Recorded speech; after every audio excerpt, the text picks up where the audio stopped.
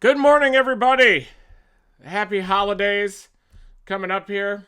I want to break down the threat of tornadoes with this subtropical low down in the Tampa area. And there was actually a confirmed tornado in Fort Myers, including some damage with a landfalling storm that came ashore down in the Fort Myers area. Damage definitely reported with that. Actually, even had a debris ball with it as well.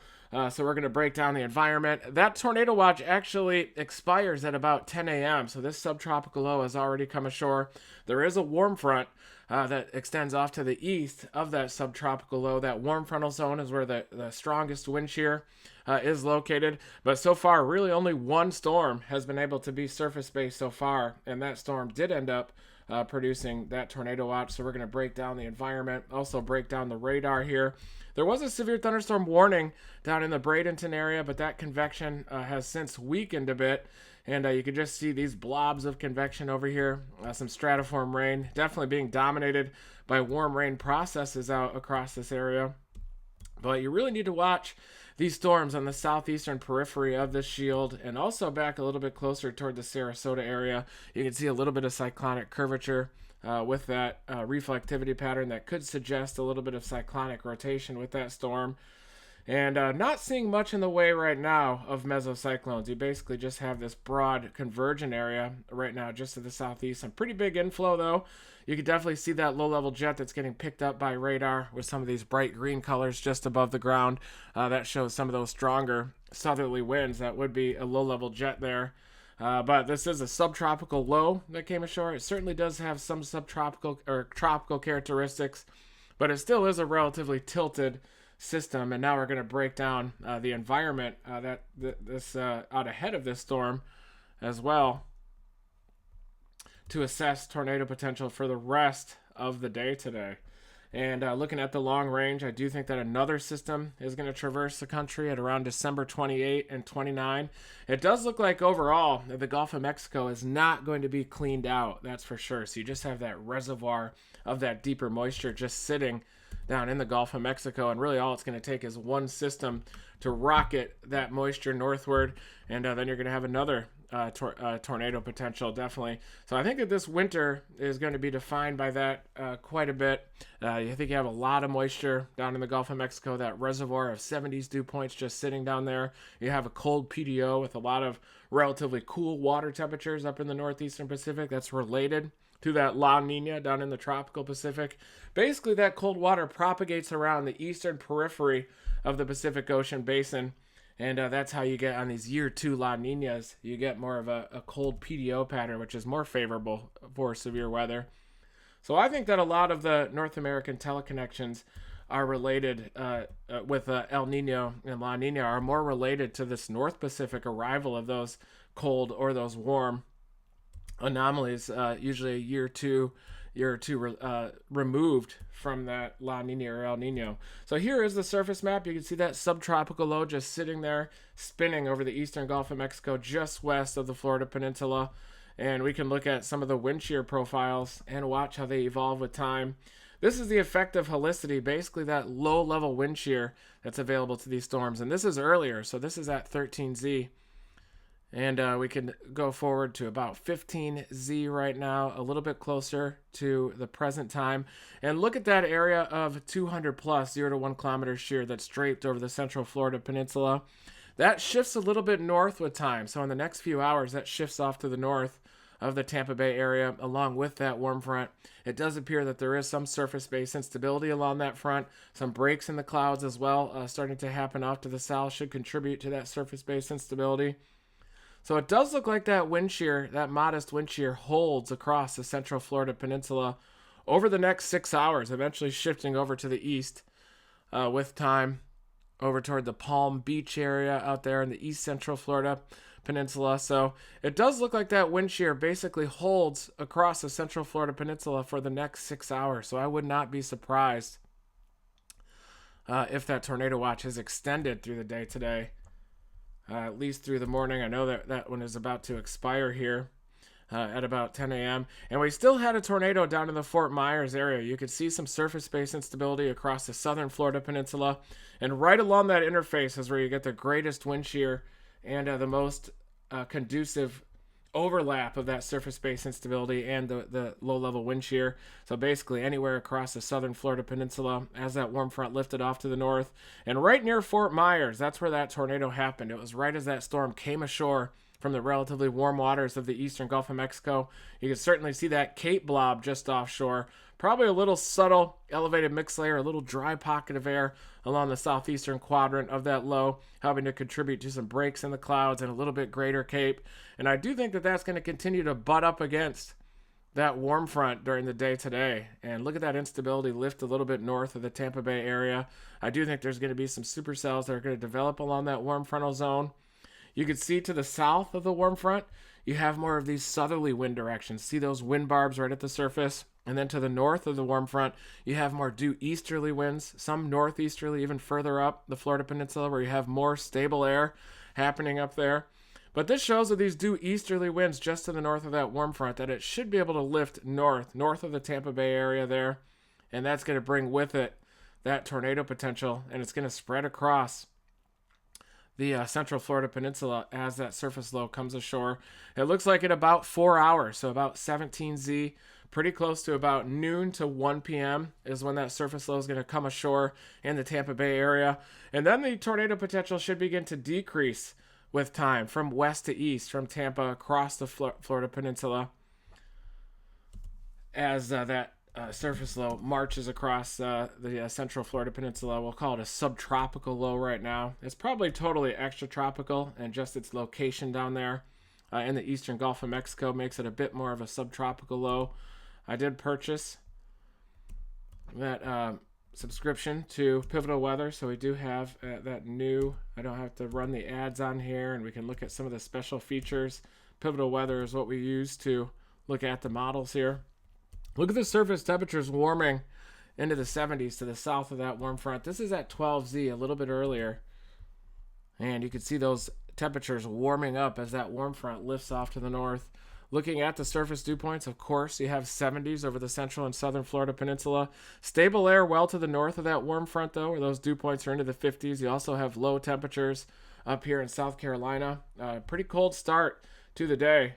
Sub-freezing. The bird bath is certainly frozen out there as well. Looking at the long range, as I mentioned, I think there's going to be another system around December 28 to 29th that could be impacting portions of the Mid-South once again. Of course, I am going to keep a close eye on that as well. So let's take a look now at the 0 to 1 kilometer EHI and see how that evolves. This is at 15Z, and you can certainly see greater wind shear just to the east of that subtropical low and right along that warm frontal zone. Stable air, though, dominating the northern Florida peninsula to the north of that warm front. So really the severe weather is going to be right along that warm frontal zone where you can also get some of those easterly surface winds, certainly carving out a little bit more wind shear. But you can see the 0 to 1 kilometer shear maximized right along the Tampa Bay area and across the central Florida peninsula. And we step forward toward the noon hour, and you can see that greater wind shear focused right along that warm frontal zone holds across the central Florida peninsula until near the Tampa Bay area. You start to carve out some of that low-level shear as those surface winds are shifting to a more south-southwesterly direction. You can definitely see a reduction in that low-level shear near the Tampa Bay area. But pretty favorable wind shear off to the east along that warm frontal zone in that Florida peninsula. Let me zoom in a little bit so that you can see some of these details with that warm frontal zone with this high res model imagery. This is the HRRR there. And this is that warm frontal zone that's lifting off to the north. It is to the north of the Tampa Bay area by midday. And then that subtropical low begins to come ashore right near Tampa Bay. And those winds shift to a more southwesterly direction in Tampa Bay. And that should act to prevent the tornado threat. But right ahead of that surface low, that's when the wind shear is going to be maximized. And we can actually click a sounding near that location. And there's our elevated mix layer that we were talking about that's contributing to that cape over the eastern Gulf of Mexico of about 2,500 joules per kilogram, helping to steepen those lapse rates just a bit. And that's what gives you that blob of that 2,500 cape just offshore. But look at that photograph just to the left of my head. That's a perfect photograph for a tornado threat. And that's why we had that damaging tornado in the Fort Myers area this morning. Your surface wind is near calm, but southeasterly at about 5 to 10 knots, close to 10 knots there. Each of these rings represent the wind speed magnitude. So as you plot these, you're looking down on the atmosphere. Direction is where the wind is blowing. So a southeasterly direction is planted in that quadrant. A due southerly wind at 40 knots. That's the low-level jet that we're talking about that is contributing to this tornado threat across the central Florida panhandle. And you have more easterly winds in the vicinity of that warm front, which helps to increase the storm relative helicity, which is proportional to the area enclosed within the hodograph curve and that storm motion vector, which is about due northeast at about 30 knots. And then you have this negative contribution to the storm relative helicity, which has really been deemed irrelevant. We always knew that it was irrelevant. This low-level wind shear in the lowest 2 kilometers is much more important, especially the lowest wind shear in the lowest 500 meters of the atmosphere, the length of that shear vector, which is about 20 knots, with your 500-meter wind right here about southeast at 20 to 30 knots, and then your 3, 4, 5-kilometer winds aloft, definitely helping to evacuate some of that rain from the updraft and from the mesocyclone of that supercell, and really that contribution to the negative wind shear is quite irrelevant. Let me show you that elevated mix layer that I was talking about that is contributing to that substantial cape over the eastern Gulf of Mexico. It's this pocket right here. So the green line is the dew point, and the further separation that it has from the red line, the drier the atmosphere. And you can see this dry blob of air in the mid-levels of the atmosphere, helping to steepen those lapse rates. Basically the difference between that dashed line and the red line, that's your parcel. So if you can imagine little infinitesimal hot air balloons rising from the surface and retaining those characteristics from the surface, 70 over 68 at the low levels, east-southeasterly wind at the surface in the vicinity of that warm frontal zone, then your low-level jet just above the ground at 40 to 50 knots out of the south-southwest. But this dry pocket of air is going to migrate over the central Florida peninsula and butt up against that warm frontal zone, and that's going to lead to some breaks in the clouds. This is going to lead to some breaks in the mid-level cloudiness as well, leading to some increasing surface temperatures. And that's really key to the formation of the tornadoes today, is that elevated mix layer, that basically that dry pocket of air just above the ground that migrates over the Florida peninsula. And there you can see those bright red colors. That's the increased storm relative helicity in the lowest levels of the atmosphere. Looking at your 0 to 3 kilometer cape, this basically shows you where there's going to be breaks in the clouds and where those lapse rates or the instability is greatest at the very lowest levels of the atmosphere, so the lowest 3 kilometers. And you can see just ahead of this nose of an elevated mix layer where you still get that deep moisture, but the pocket of dry air is passing over that moisture and those warm surface temperatures. That's where you get the greatest 0 to 3 kilometer cape, and that's just ahead of that subtropical low. You also have a bit of a mesoscale low-level jet that increases there right in the vicinity of that subtropical low as well. Let me show you the surface reflection of that feature. And there it is. There's that subtropical low, and that warm front's going to be extending off to the east of that. It is a modest low, but it is still enough to generate a 40-knot low-level jet downstream of it. These tropical cyclones are pretty prolific at producing low-level wind shear that is conducive for tornadoes. This is a subtropical low because it's tilted, so you can also see the upper level feature here. And notice how the upper level low is displaced off to the northwest. So basically your surface reflection is down near Tampa Bay, and it tilts up toward the mid-south.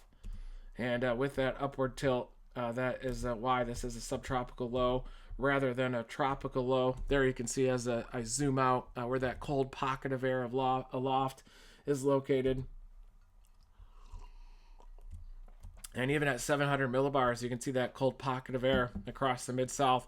This is a cold core system, a tilted system. It does have some tropical characteristics, but really just its location here in the eastern Gulf of Mexico is why there's been some of that noise as to whether this is a tropical low, but it is definitely a tilted system. You can see your surface reflection down near the Tampa area. The centroid of that upper level low is over the mid-south, tilts northwest with height.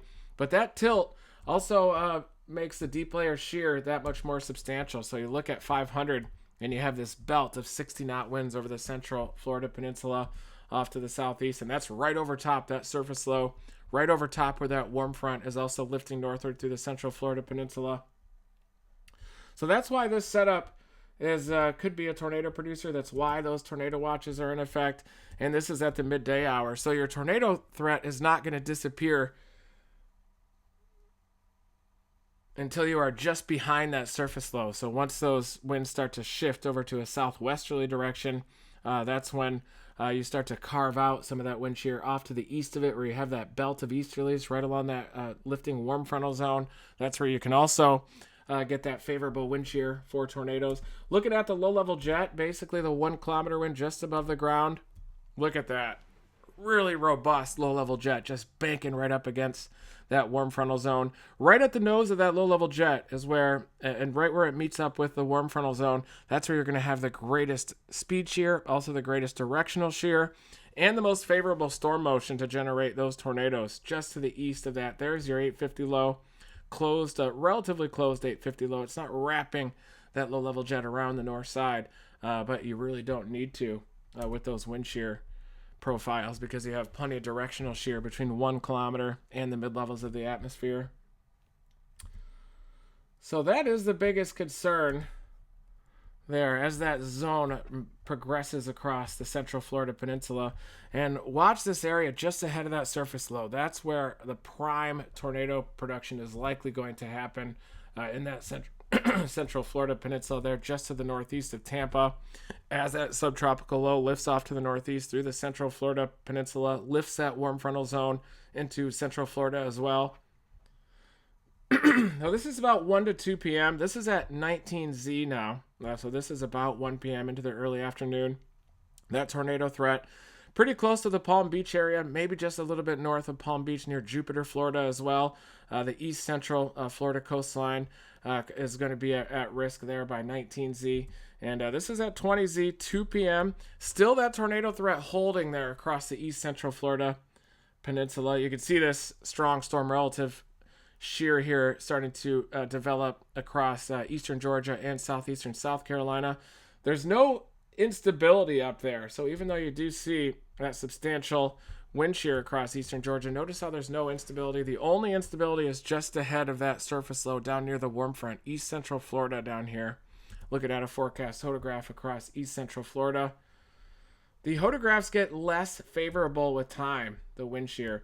Look at that photograph just to the left of my head, and you're actually starting to get more of a dominance of the negative contribution to that shear. And it's starting, the negative SR8 is starting to work its way down toward 2 kilometers. You still do have that 0 to 1 kilometer shear vector, though, of about 30 knots, and that's really the key across east central Florida. But certainly you can see how this area of negative SRH is beginning to work its way down, even below 3 kilometers there, which could help to limit the tornado threat into the early afternoon hours as it pushes toward east central Florida. But this is the area to watch, just ahead of that surface low, right along that warm frontal zone. Your supercell composite is also maximized there as well, going back toward late morning hour. It does look like the threat of supercells is waning with time as you go through the day, but mainly that's because of the wind shear becoming a bit less favorable with time. But still at about the midday hours across central Florida to the east of Tampa and northeast of Tampa, that's where that warm frontal zone is going to set up. And let's take a look really quick at the 3 kilometer NAM. A little bit slower timing for the arrival of that surface low in Tampa should cause the tornado threat to last just a little bit longer if you believe the 3 kilometer NAM timing. Maybe just a little bit into the early morning hours near Tampa, right along that warm frontal zone. But really similar timing with the high resolution models. By early afternoon, that surface low is migrating across the central Florida peninsula. And you do also kind of have a waning of that low-level shear with time as well as you go into the early afternoon hours. But still, even though that low-level wind shear does weaken just a little bit with time, it's still supportive of that tornado threat. And look at that elevated mix layer ramp up as you go through the afternoon, shifting just a little bit here. There you can see that intense elevated mix layer, dry pocket of air in the mid-levels of the atmosphere, helping to steepen these lapse rates. That's the red line, the rate at which the temperature decreases with height. And basically the difference between the dashed line and the red line there is what contributes to those steep lapse rates. So let's go back to radar really quick and see if there are any storms that we need to keep an eye on. Right now, it seems like this system is breathing out a little bit. Not an abundance of convection. The only convection that I'm seeing right now are these little supercell structures down on the southeastern edge of this rain shield. The one back near Sarasota has definitely lost its convective identity. You also have this storm that has fallen apart. So these aren't as organized, but I am watching some of these supercell structures right along the warm front. The warm front is between Venice and Sarasota right now, it appears. Unless we're getting a lot of rain on the south side of that. I do think that this is the warm frontal zone. And it looks like you can see the surface low just spinning here. Low-level jet surging in from the south out of Northport, Venice. You might be breaking out into the breaks in the clouds as well. But the key is to get these breaks in the clouds to the south edge of this surface low and get the convection to form. And if that happens, and I do think that there is going to be a more robust tornado threat. And if you are just joining me, there already was a damaging tornado in the Fort Meyers area. And I'm watching the maturation of a mesocyclone here just to the east of I-75 to see if that can happen. You can also look at echotops. That's another good way to look at the health of these updrafts. And really low echotops out there. So this is very low convection, but it doesn't take much to generate tornadoes. You really just need that updraft to be focused in the low levels of the atmosphere beneath, a tilted updraft that is your mesocyclone. The stronger that mesocyclone, of course, the greater stretching, vortex stretching that happens below it. So we're just going to have to keep watching this. But it does look like that surface low is a little bit closer to the Florida coastline than some of the forecast models are indicating.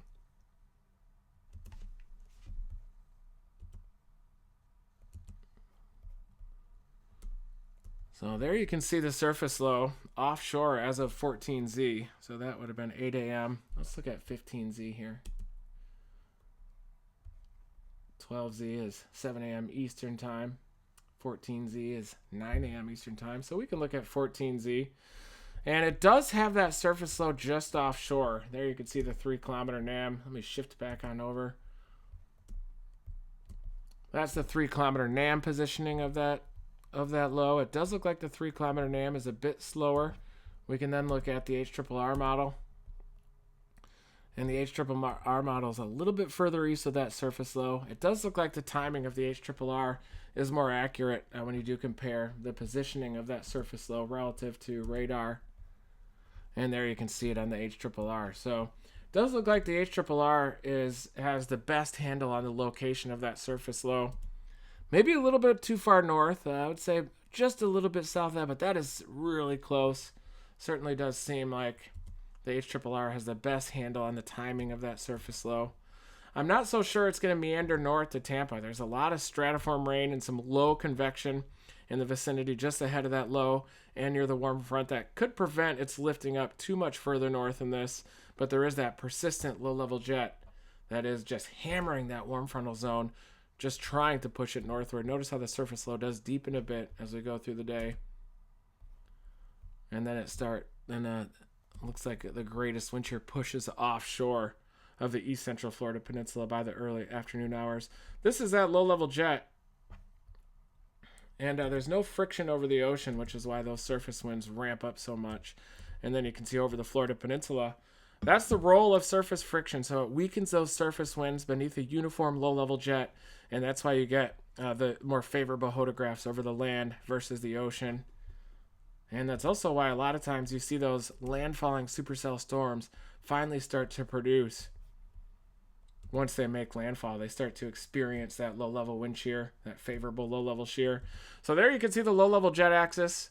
The core of that begins to move off the east coast of Florida by 20Z, so that's about 2 p.m. So that tornado threat is likely going to continue into the early afternoon hours.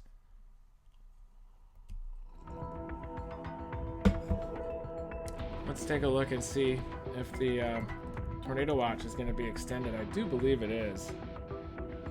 This current tornado watch goes until 10 a.m.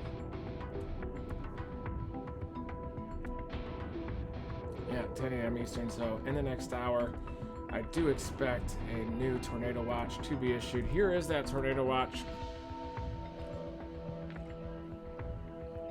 down in Florida, and I expect this to be extended a little off to the east. But right now, the Tampa Bay area is really socked in with clouds, a lot of precipitation. So I do think that that warm frontal zone is going to hang just to the south of Tampa until the arrival of that surface low. And so I don't think that the tornado threat is really going to materialize in the Tampa Bay area. Let's go back to radar and I can show you why. Notice all that stratiform precipitation near the warm frontal zone. So the warm frontal zone is well southeast of Tampa. Here's the Tampa Bay area off to the north. That tornado earlier that came ashore was down near Fort Meyers with this convective mode. An isolated little supercell that came ashore. Definitely had a bit of a debris ball there as well, down in Fort Myers. And that was well to the southeast of the main warm frontal zone. But there were still some southeasterly winds at the surface down near the Fort Myers area that helped to increase that directional shear. So you can see this convection here trying to develop along that warm frontal zone, and you can just see an abundance of precipitation off to the southeast of it. All of this precipitation to the north is acting to stabilize the low levels. It's helping to keep that warm frontal zone a little bit too far south. It's likely starting to bulge up off to the north of that, out ahead of that precipitation shield though. A little bit closer to the central part of the Florida Peninsula. But the surface low is back here over the eastern Gulf of Mexico. You can see it with these easterlies just streaming in on the north side of that surface low. There is your warm frontal zone mapped out. To the south of that warm frontal zone, you have more southerly or south-southeasterly winds. And to the north of that warm frontal zone, you do have a little bit more of an easterly wind direction. And the way that that warm front bulges up, I wonder if some of this convection out front will have a chance to mature as it reaches a little bit closer into the central Florida Peninsula, into that greater surface-based instability. So keep an eye on this maturing convection here to the east of, well to the east of Bradenton along Highway 64. It's possible that this could mature into a supercell storm. It looks like it's trying to develop just a little bit of some cyclonic curvature along the edge, and it looks like we're starting to get the development of a mesocyclone right here just to the south of Highway 64. And you can see the storm relative inflow. It's developing right on the nose of one of these inflow streamers, and it does look like it is getting better organized. Look at that storm relative inflow. A little bit of a weak downdraft, rear flank downdraft wrapping around the backside of that.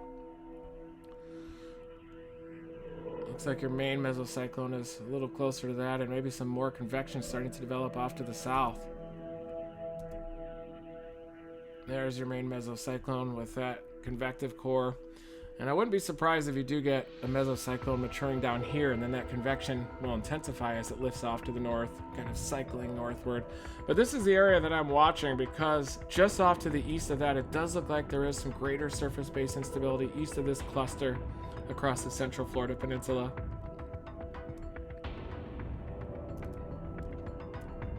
Looks like we still have some convection associated with that mode that led to the supercell near Fort Myers. Special weather statement with this little supercell just to the south of I-75, out over the Everglades west of Fort Lauderdale. Maybe this thing has a spoot with it. Let's take a look at the radar, look at the velocity really quick, and it does have a mesocyclone down there. This is south of I-75. You can see that little inflow zone, just a bit of a subtle but compact mesocyclone. This is the kind of storm that produced that tornado near Fort Myers earlier, and you even have a bit of a weak echo region associated with this storm. So that storm does have some tornado potential. It's out over the Everglades to the west of Fort Lauderdale. Keep an eye on that storm. Certainly something to watch. It does have a special weather statement now. It is southeast of the tornado watch area, additionally. That tornado watch a little bit further west to capture that portion of the warm front and the surface low, where you have a greater co-location of that wind shear and surface-based instability. But it looks like there's better 3-kilometer cape a little to the southeast, and you still have those southeasterly winds down into the southern Florida Peninsula. So this storm does have tornado potential, probably a greater tornado potential of any storm in Florida right now. And it is this mode that also led to that supercell, that confirmed tornado near Fort Myers earlier. Kind of this, in general, this little disturbance, like a little embedded jet streak with this. It's helping to initiate some convection. So we'll have to keep an eye on this storm as it's moving in the general direction of this area. Palm Beach out there as well. There's Fort Meyers off to the north. There's the Bend. And this actually could move a little further northeast and then start interacting with some of those easterly winds near the Palm Beach area as well. So let's keep an eye on that. Definitely has some potential of producing a tornado as it's approaching I-75. It looks like it is losing its hook-like appendage just a bit as it's shifting off to the north. Let's take a look at echo tops and see just how high and nice supercell like this will penetrate into the atmosphere. And notice how the echo tops are really low up near some of that convection further to the northwest that we're watching. You can look at the Tampa Bay to compare. Tampa Bay radar. It does look like there's actually some pretty good echo tops associated with that storm that we were watching.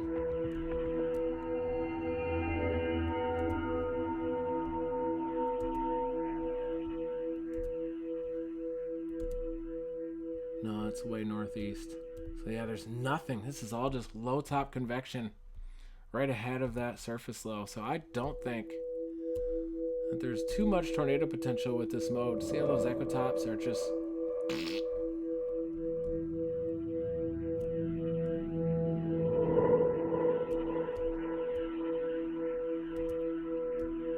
And these are much more compact, robust echo tops. Let's loop it and see how they're progressing with time. It does look like that storm is weakening a little bit. It ramped up there just on the northeast side of the Big Cypress National Preserve. Boom, you can see that spiking up to about 35 to 40,000 feet. It does look like it's trying to bubble back up again on approach to I-75.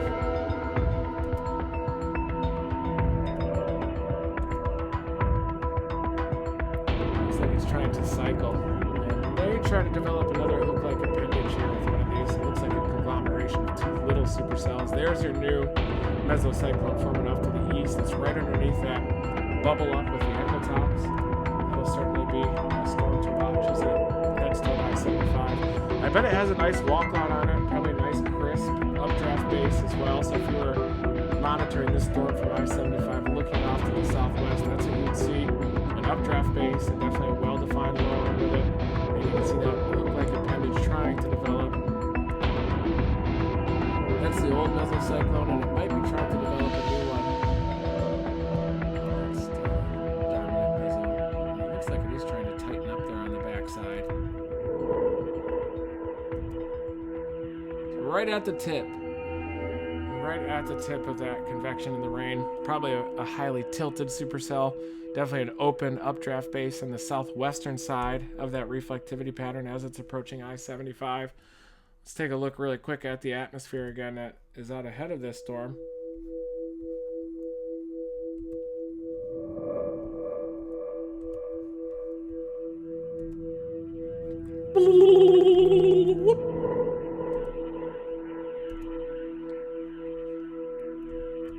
So what I'm looking at here is the surface base instability over the southeastern part of the state. And here is what I'm seeing over Florida.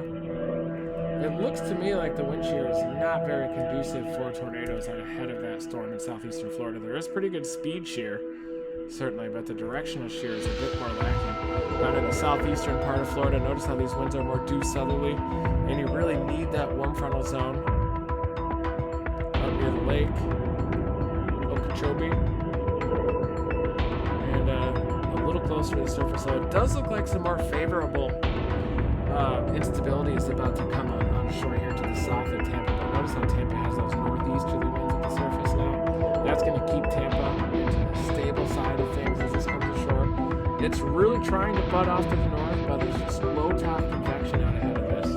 It's possible there's just a little bit, that dry punch is a little bit too substantial, and it's starting to weaken the lapse rates around those storms to the southeast of Tampa. Down here you have an abundance of surface-based instability, but your directional shear is just not as substantial over southeastern Florida.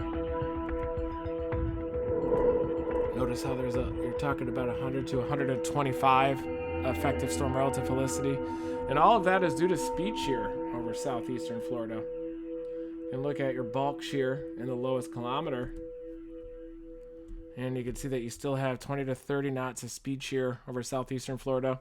Closer to that warm frontal zone, you get about 5 to 10 knots of bulk shear because of the directional shear along that warm frontal zone.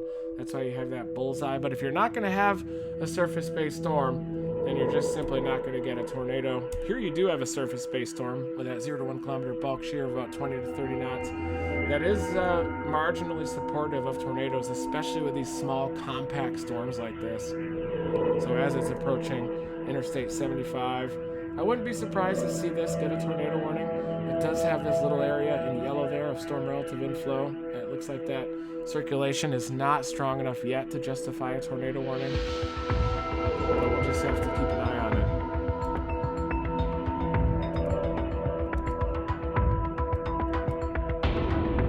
Definitely a blob of rain displaced from everything off to the south with a bit of a jet streak that was embedded. So this is really struggling so far. It looks like some greater convection. I'm trying to watch out over the eastern Gulf of Mexico to see if there could be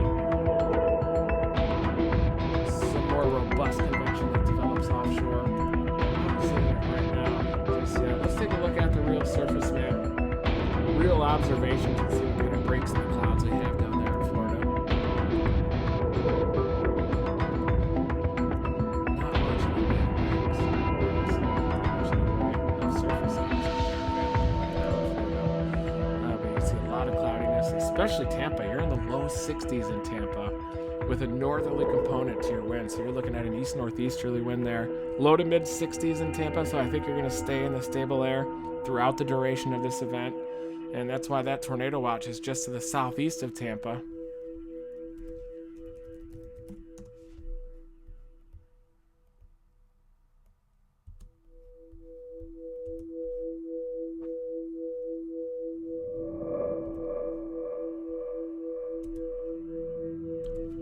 So we did have one tornado in Fort Meyers already this morning with that southern mode. We do have a special weather statement down well to the west of Fort Lauderdale, out over the Everglades. I'm trying to watch this area for more robust convective initiation, but this little blob of rainfall here is definitely weakening the low-level lapse rates, and you're just having trouble getting any robust convection getting going. Just kind of some squalls out here, warm rain processes. We did have a severe thunderstorm warning earlier southeast of the Bradenton area, just like that surface low. But it looks like this rain has kind of pushed the warm front down a little bit, and then it lifts back to the north across east central Florida. So we have to watch this zone for some additional convective initiation as we go through the day today, kind of in between these two swaths of rain. And you can see that more strung out convection, a little bit more of a linear mode down into deep South Florida. That's because you have more south-southwesterly surface winds down there, a little bit further south over the Everglades to the west of Miami. So definitely not much in the way of supercell structures out there. You're probably just going to get these squalls that marches from west to east across South Florida. But an interesting setup. I'll keep a close eye on it here at Team Dominator Mid-South headquarters. Keep a very close eye on this tornado threat if there is a potential for tornadoes. Sorry, looks like my background audio got a little bit loud there. Happy holidays, everybody. Happy holidays coming up. What's the date today? December 21st or 22nd. Days should start getting longer from here on out as we're starting to progress towards spring. You can see I went with more of a traditional mustache shape. The handlebar was starting to give me eczema down here. So I'm going to have to go with more of a traditional mustache shape. Looking forward to editing my 2021 highlight video as well. Also, thank you to everybody who contributed to our recent delivery of supplies up to the damage path there in Kentucky. What an incredible operation being run by Stacy Lush up there in Benton. And her friend as well. They saw the need for supplies up there. They weren't seeing those readily available yet, so they started their own operation out of the local Elks Lodge in Benton. And it looked like there's like 2 to 3 Walmarts there. They have toys as far as the eye can see. They're starting a toy drive coming up at one of the lodges for the kids there of those impacted by those tornadoes. So it's an awesome sight to see. And we were in contact with them, and They expressed a need for things like tarps, totes, chainsaws, things like that, rather than supplies like water, non-perishables, clothing, even toys. They have so many toys out there that's just not what they needed. But it is awesome to see people like that coming together. The community support for the tornado recovery is definitely incredible to see. Still, the update on the damage survey, preliminary EF4 for that second tornado that touched down just to the southwest of the Kentucky-Tennessee border. But there were a couple EF0 bird farts in between in that narrow 10 to 15 mile cycle between the two EF4 tornadoes. But radar clearly supported a cycle. You could see two discrete couplets that developed, suggesting that the occlusion was completed there at the surface, and it shed that vortex off to the west, and then the new vortex touched down. Likely a quick cycle that happened in there, or maybe the original tornado was dancing around, or it could have been an anticyclonic satellite as a new circulation was really starting to ramp up there before touching down just to the southwest of the Tennessee-Kentucky border. But in my opinion, the tri-state tornado was also likely a cycle. So this was a record-breaking event, like something that we have never seen in history, probably back to the late 1800s. But crazy December it is because of that pool of those 70s dew points sitting down in the Gulf of Mexico, coupled with the cold water near the PDO Horseshoe in the northeastern Pacific. And look at this storm starting to die out as it's approaching I-75. That is some good news to close out my briefing here. That storm that we were watching approaching I-75 looks to be fluffing out, probably due to shear reasons. Just not a lot of directional shear ahead of that storm.